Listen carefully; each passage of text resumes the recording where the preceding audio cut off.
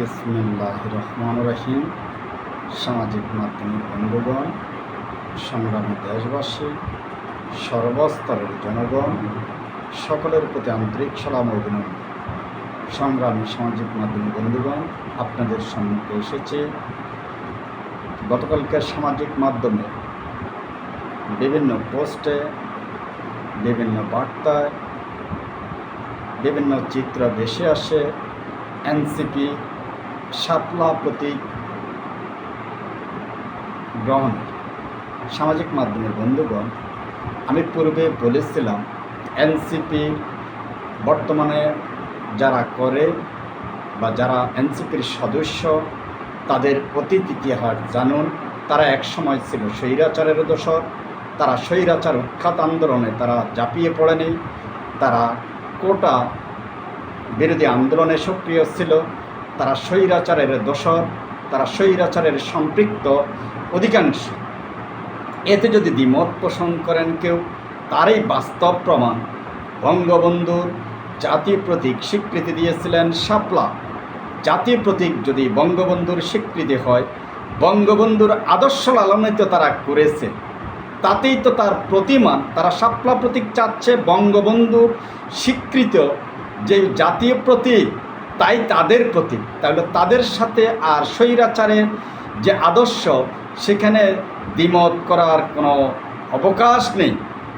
সামাজিক মাধ্যমের বন্ধুগণ, শাপলা জাতীয় প্রতীক, শাপলা ফুল জাতীয় প্রতীক, আর স্বৈরাচারের দোসররাই এখন চাচ্ছে সেই শাপলা প্রতীক। তাতেই প্রতীয়মান যে এনসিপি মানে তারা স্বৈরাচারের দোসর ছিল অধিকাংশেই। তাদের পারিবারিক, ব্যক্তি এবং সামাজিক জীবন খুঁজুন, তাহলে অধিকাংশের জীবনই পাবেন তারা স্বৈরাচারের সাথে সম্পৃক্ত ছিল। সার্জিজ আলমের দেখুন জীবনী, নাহিদ ইসলামের জীবনী দেখুন, হাসনাতের জীবনে দেখুন, এছাড়াও যারা আছে তাদের জীবনে দেখুন তারা কোন সংগঠনের সাথে সম্পৃক্ত ছিল। কারণ সার্জিজ আলম সম্পর্কে আপনাদের জানা আছে, কারণ সে বলেছিল বঙ্গবন্ধুকে যারা হত্যা করেছিল তারা মির্জাফর। বর্তমানে সে বাংলার আরেকজন মির্জাফর। সামাজিক মাধ্যমের বন্ধুগণ, বিশ্ব রাজনীতি, ইরান এবং ইসরায়েল আক্রমণ। সামাজিক মাধ্যমের বন্ধুগণ, যুগ যুগ ধরে ফিলিস্তিনি ভাইদেরকে হত্যা করে আসছে, বিশ্ব মানবতা উল্লণ্ঠিত হচ্ছে। ইতিহাসের সবচেয়ে নিষ্ঠুর ঐতিহাসিক বর্বরতা। বিশ্ব ছিল নীরব, বিশ্ব বিবেক ছিল ঘুমন্ত। ইরান আক্রমণ করেছে, সিরিয়া আক্রমণ করেছে, লেবানন আক্রমণ করেছে, ইয়েমেন আক্রমণ করেছে ইসরায়েল। বিশ্ব মানবতা ঘুমন্ত। সর্বশেষ আক্রমণ ইরান। ইরান যখন তার প্রতি উত্তর জবাব দিয়েছে, বিশ্ব ঘুম ভেঙেছে। এবার দেখুন কোথায় নীতি, কোথায় লাগাম, কোথায় ঘুম। বিশ্ব বিবেক কোথায় গিয়েছে, জাতিসংঘের বিবেক কোথায় গিয়েছে।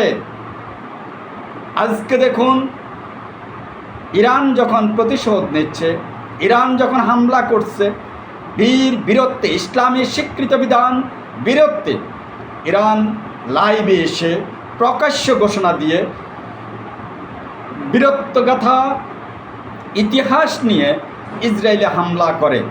ইসলাম স্বীকৃত কাপুরুষত্ব হামলা নয়। এবার দেখুন ইসরায়েল যতগুলো হামলা করেছে, সকল হামলাই ছিল ঘুমন্ত নিরীহ মানুষের উপর এবং অন্ধকারে কাপুরুষিত হামলা। যখন তারা আজকে ইরানের হামলায় দিশাহারা, পর্যদস্ত, বিপর্যস্ত, তাদের এই দোসর মধ্যপ্রাচ্যের অস্থিতিশীল, তাদের এই এজেন্ট হলো ইসরায়েল। আমেরিকা হলো সারা বিশ্বের ত্রাস। সেও একই কাদা কাপুরুষিত হামলা করেছে রাতের অন্ধকারে। সে বলেছিল 2 সপ্তাহ সে চিন্তা করে দেখবে, কিন্তু এর মাঝে সে হামলা করে বসেছে।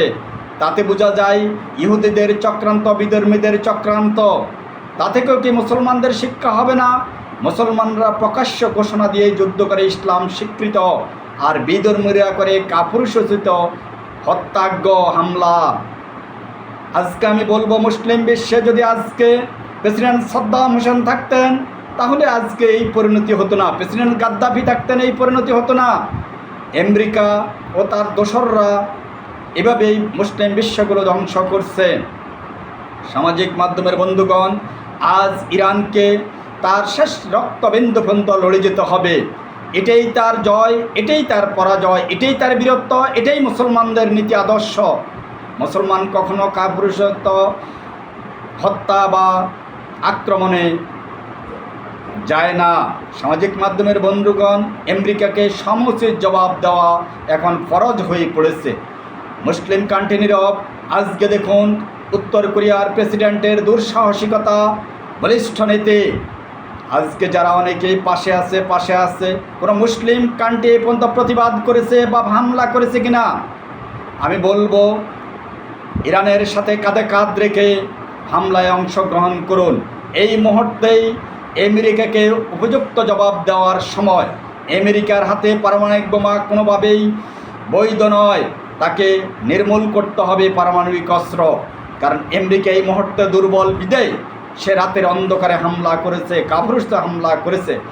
তাকে আক্রমণ করে তাকে শায়েস্তা করলেই একমাত্র সারা বিশ্ব শান্তি হবে।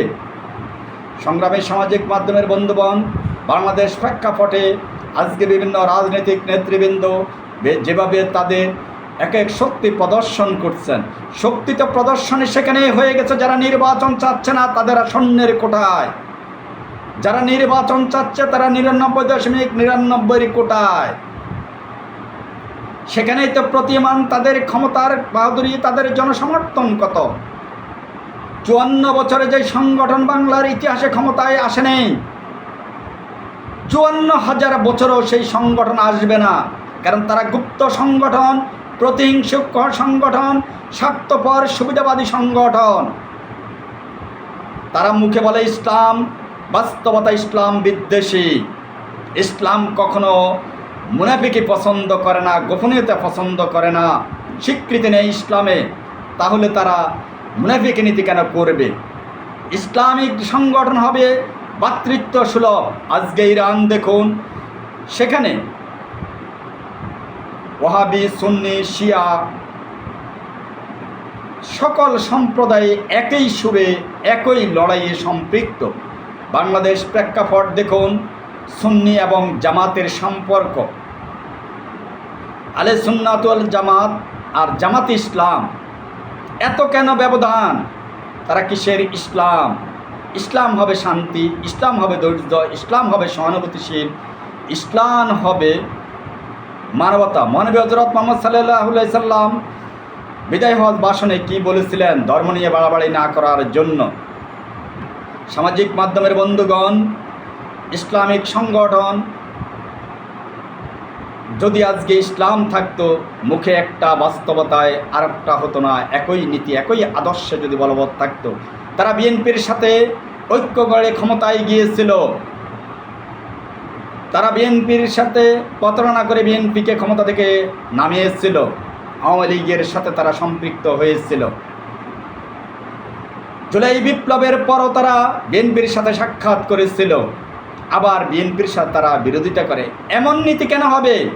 নীতি এক হবে, তাদের সমর্থন বৃদ্ধি পাবে, অন্যথায় তারা 54,000 বছরও তারা ক্ষমতার মুখ দেখবে না। কারণ এই নির্বাচন যদি হতো, তাহলে সেই 54 বছরের ক্ষমতায় যারা আসেনি তারা দ্বিতীয় স্থানে থাকতো, তারা পরবর্তী যে কোনো সময় ক্ষমতা আশা করতে পারত।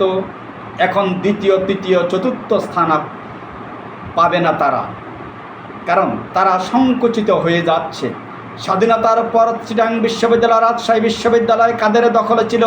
চিটাং কলেজ কাদের দখলে ছিল? মহসিন কলেজ কাদের দখলে ছিল? একটি স্বাধীন শান্তিপূর্ণ স্বাধীন রাষ্ট্রে শিক্ষাঙ্গনও দখল হয়।